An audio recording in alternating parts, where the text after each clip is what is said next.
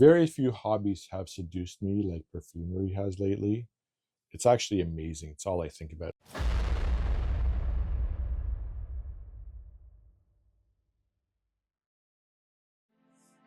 One of the items you do need for the hobby are scent strips. Little pieces of cardboard here. Little strips of cardboard that you either spray the fragrance on or you dip into your aroma chemical and you smell.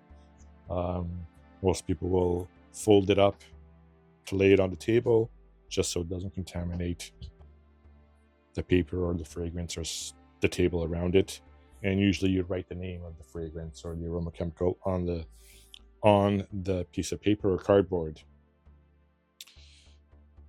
Now I've got a whole host here. Got a jar full. You use them quite often. You can purchase them on Amazon. $36 Canadian. That's the Amazon's choice for 1,000 scent strips. The scent strips are 1.5 centimeters by 13.7 centimeters, if I am not mistaken. But we're going to make our own. 2 reasons. First of all, this is a DIY channel. We like doing things ourselves. We don't like going out and purchasing things if we can make them at home. I mean, why go out and pay $500 for a 50 milliliter bottle of Baccarat Rouge 540 by Maison Francis Kurkdjian when you can make it yourself? I'm kidding. I'll never be able to make an essence or a fragrance like Baccarat Rouge, nor will I ever have the knowledge, nor will I ever have access to the quality of materials that a fragrance house like Maison Francis Kurkdjian would have. Anyways, second reason, I'm not paying $40 Canadian for 1,000 of these things. 40 bucks Canadian is like 30 something dollars US. I purchased this watercolor paper from the dollar store. It's 20 sheets of paper. It's 300 GSM. The paper is, or cardboard. Let's take a look here. It's 0.4 milliliters in thickness, whereas a normal sheet of copy paper, printer paper, would be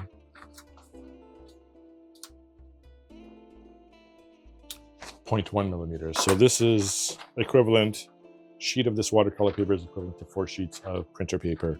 So what we're going to do is we're going to cut one sheet. What I usually do to make my scent strips is I'll use 2 sheets at a time. But we're going to cut one sheet. We're going to see how many strips. I don't know how many actual scent strips we'll get out of one sheet of watercolor paper. Should take like 5 minutes. And we'll do a cost comparison, actually. So let's get to it. While I'm going at it, or while I'm working on this, I'm learning quite a bit. I've been doing this, I'm going 6 inches. Or 15 centimeters in length. The scent strips on sale are 13.7 centimeters in length. So these are a little bit longer. And I'm going to do it by eye. As I'm going about my journey on perfumery, I'm learning quite a bit. I watch a lot of YouTube videos. Again, I'm doing it by eye here.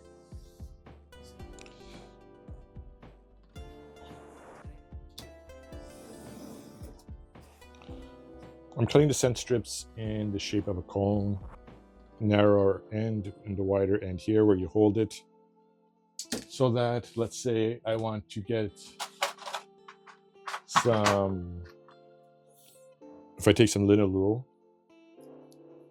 you should never smell from the bottle.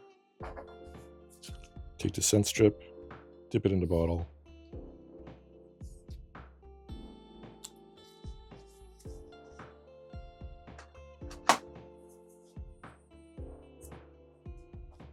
And that's how you smell it. So, learning quite a bit. As I'm learning, I have a lot of questions that I ask myself.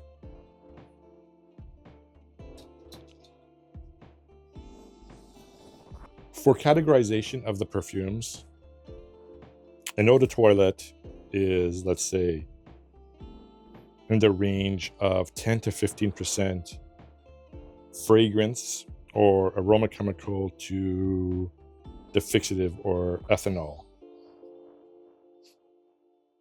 the solvent, ethanol. Eau de parfum would be about 15 to 20%. I keep most of my aroma chemicals, all my essential oils, either at 10%, which is 10% of the concentrate to 90% of the solvent or ethanol that I use. I use Perfumery's alcohol, or 1%, depending on the strength or the impact of the oil. So I had a question. If an eau de parfum is, let's say, 15%,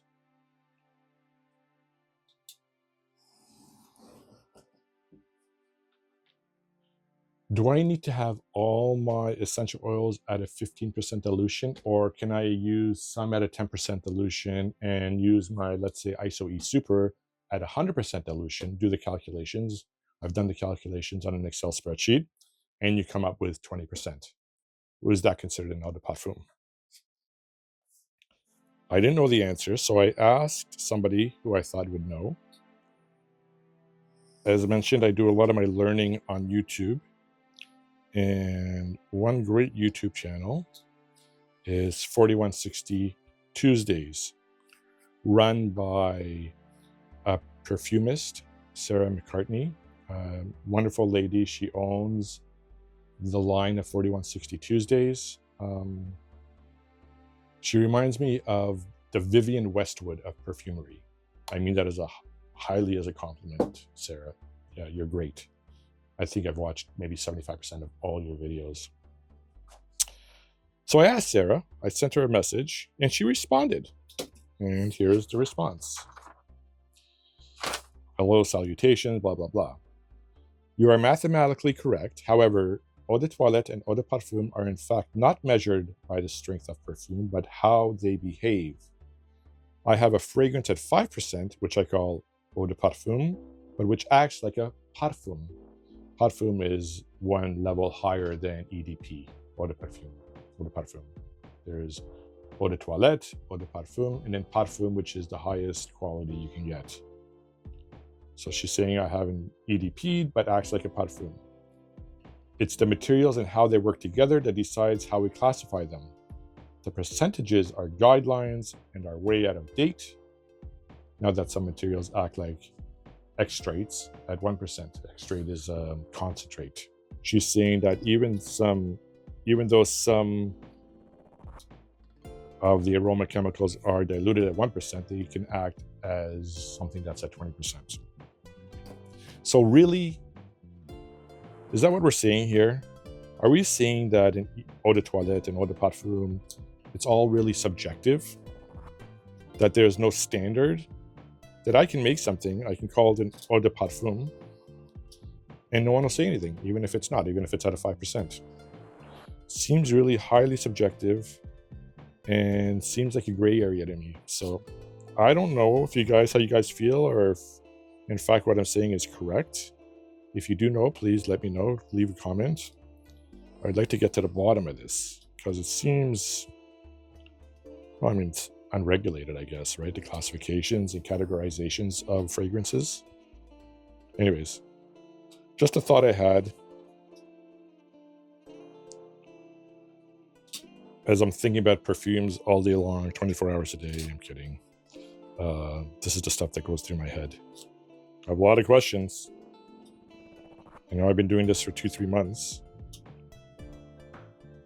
I think I get it. Obviously, I don't have the technical knowledge or the technical skills. This is just starting out. I'm kind of taking the boat out of the dock, out of the moorings on my journey of perfumery. Anyways, Actually, you know what? We'll make a couple of these smaller. We'll cut them in half.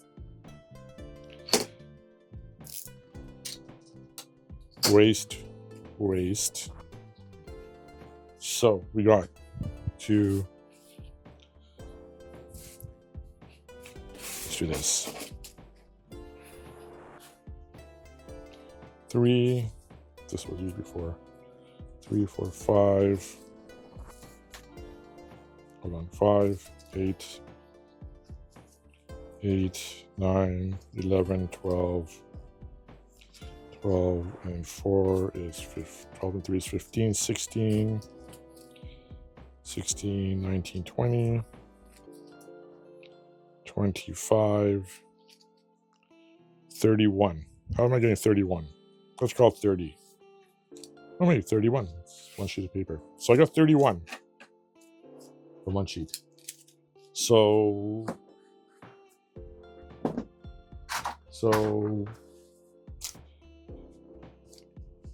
20 sheets in this. I'm getting 600 scent strips for $3. So 1,000 is $5 as opposed to the $40. So if you're cost conscious, these act great. They absorb fantastic. And you're paying an 12% of the cost of buying the scent strips on Amazon. So that's it. I'll be making some videos in the future on perfumery. We're just getting started. I want to make a video on making beeswax absolute. That's going to be my next one. That seems rather easy. But I'm going to make it. We'll see if you're successful. I don't know if we're going to be successful in making that. So that'll be upcoming. Thanks for joining, guys. We'll talk to you soon. Bye.